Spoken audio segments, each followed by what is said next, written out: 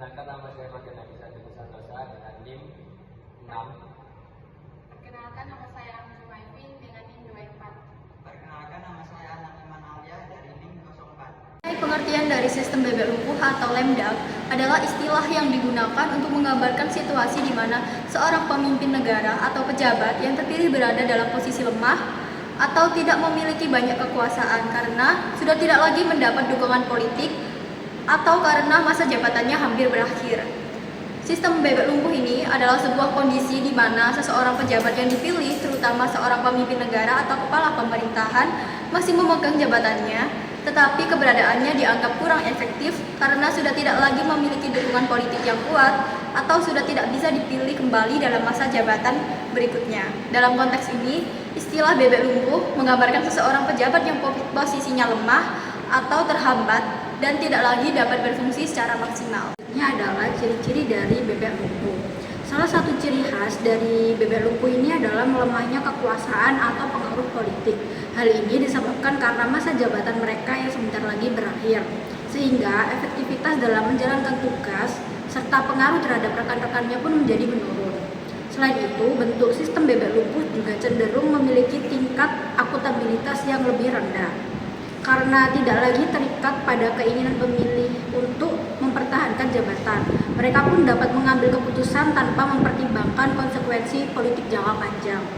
Dalam masa ini, keputusan-keputusan yang kontroversial lebih mungkin diambil. Pejabat yang berada dalam posisi bebek lumpuh memiliki kebebasan yang lebih besar dalam menentukan kebijakan, bahkan jika kebijakan tersebut kurang disukai oleh masyarakat yang luas. Fenomena ini biasanya terjadi dalam masa transisi kekuasaan, yaitu setelah pemilihan umum berlangsung, namun sebelum pejabat terpilih resmi untuk dilantik. Terakhir, yaitu kondisi bebek lumpuh juga berpotensi menimbulkan penyalahgunaan kekuasaan. Tidak jarang pejabat yang berada dalam posisi ini memanfaatkan sisa masa jabatannya untuk kepentingan pribadi ataupun kelompok tertentu, misalnya dengan memberikan pengampunan, membuat keputusan strategis ataupun mengesahkan peraturan yang menguntungkan pihak tertentu.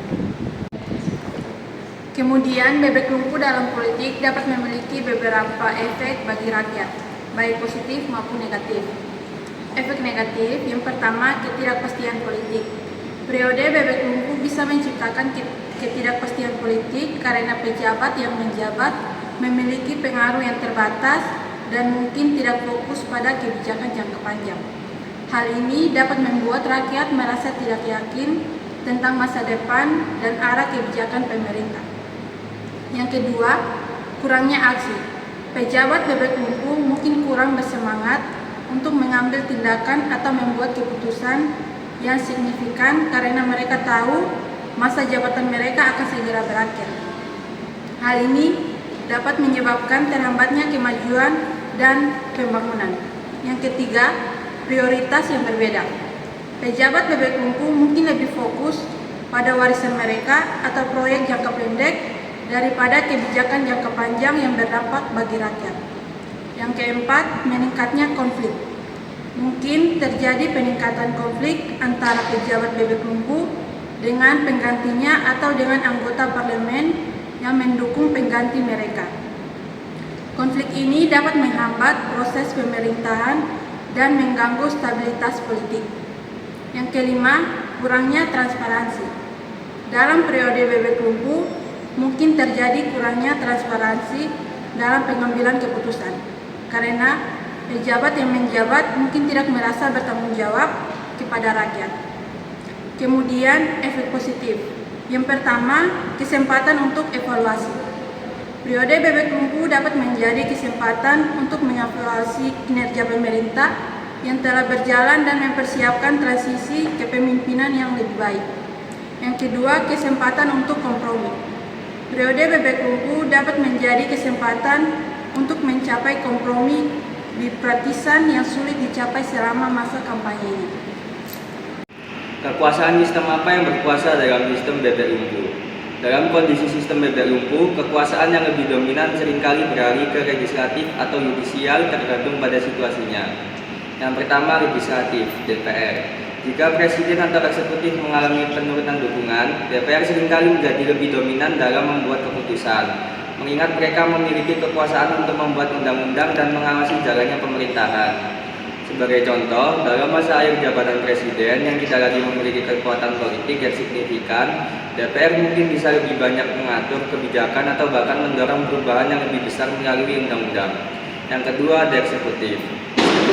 Presiden atau kepala pemerintahan mengalami penurunan kekuasaan, eksekutif tetap memiliki kekuasaan dalam menjalankan administrasi negara sehari-hari, meskipun lebih terbatas karena ketergantungan pada dukungan legislatif.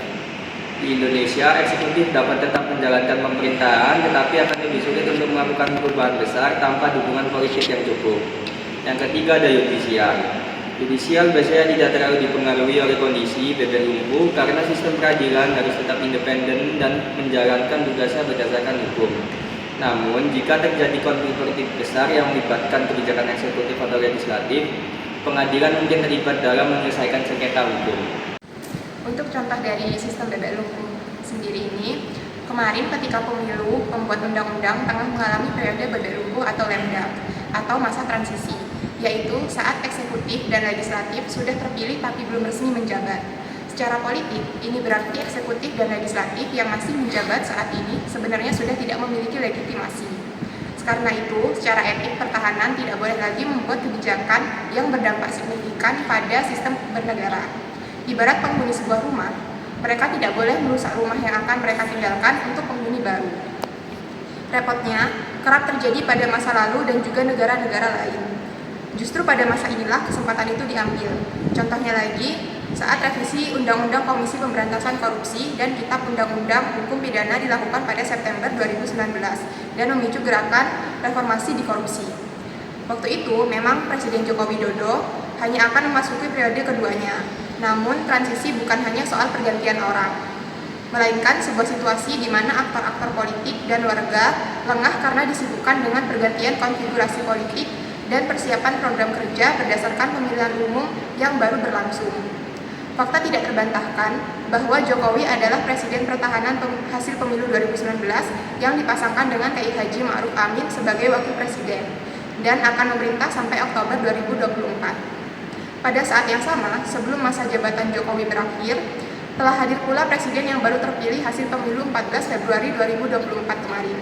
Pasangan Presiden dan Wakil Presiden baru, yaitu Prabowo Subianto dengan Gibran Rakabuming Raka, selaku peraih suara terbanyak. Pada periode bebek lumpuh, pada umumnya tim sukses pejabat terpilih terkadang tidak hanya mulai bergerak untuk melakukan persiapan transisi, akan tetapi seringkali ada juga secara tidak langsung melakukan intervensi politik.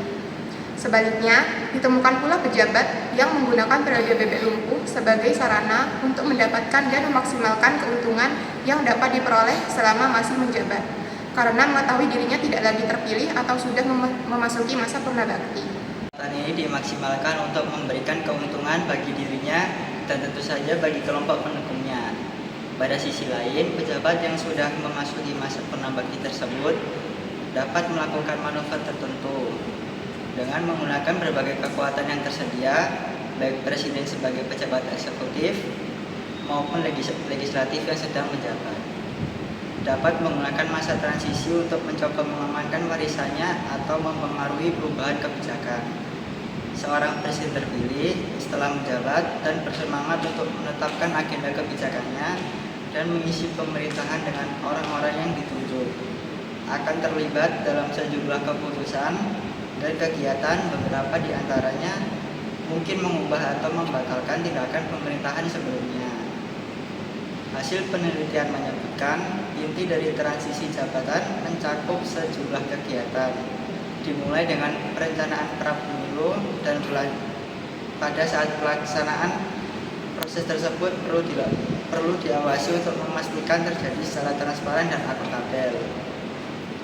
Pada banyak kasus serupa, pada fase transisi presidensial memfasilitasi pembentukan administrasi baru dan mempersiapkannya untuk memerintah.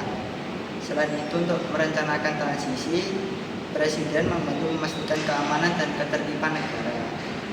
Perpindahan kekuasaan yang lancar dan teratur pada umumnya merupakan ciri transisi pemerintahan republik dan yang akan menjadi penguat bukti dan daya tahan proses pemilu dan demokrasi. Oleh karena itu, perlu dicermati munculnya ancaman bahaya, adanya kerikil tajam dan tikungan tajam. Antara aspek pelemahan pejabat petahana dengan aspek penyalahgunaan kekuasaan.